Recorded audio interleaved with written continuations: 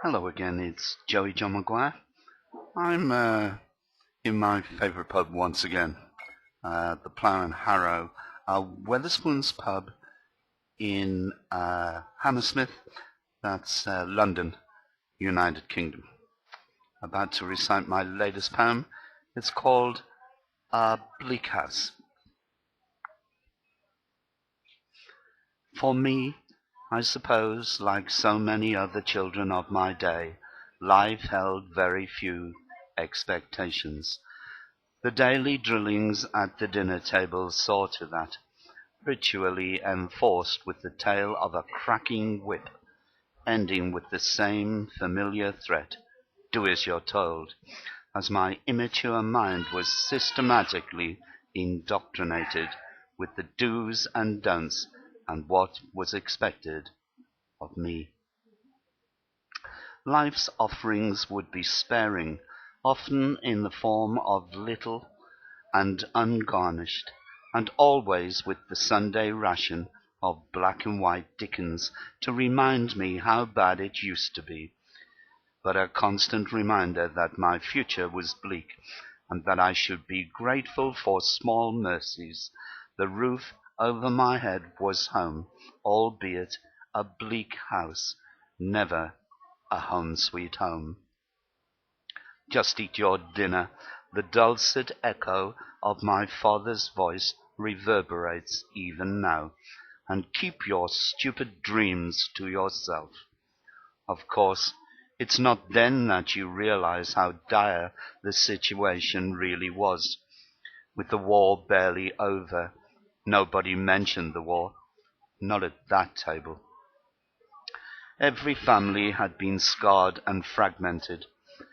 Always at least one empty chair, sometimes just a space, the empty chair too painful a reminder, a multitude of hopeless jigsaws left abandoned, missing pieces unlikely to be found or replaced, and no urgency of will to buy into another jigsaw. It was in this environment, much to my displeasure, that I learned to keep my dreams private, because others at my table had no use for my dreams. Dreams did not fill an empty stomach. No silly fish knives here, and why use a napkin when a grubby sleeve will suffice? It's hard to watch as the new shoots of life are left to wither, to never see them flower, as they drown of thirst under a shadow of gloom. I became aware from an early age that wild endeavors, safaris and conquests were the stuff of another social class, and not for the likes of me. Yes, I could afford my dreams as long as I kept them privy, and yes, I could buy a ticket to watch Pathé News to profit the achievements of my masters, who had built an empire in my name with my forefathers' tears, toil, sweat, and blood. Yes, I was entitled to my dreams, as long as I kept them to myself. They'll tell you that I'm talking rubbish. The same men who traded slaves and drove trembling young men over the tops of trenches to their deaths.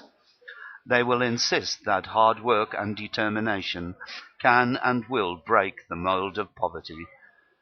But the reality is that for most, success is a rare and distant thing, as far away as the Africa, the Kilimanjaro, and the pyramids that capture our imaginations, as we envy the man who took the pictures and wonder, could it be that he rose from the ghetto?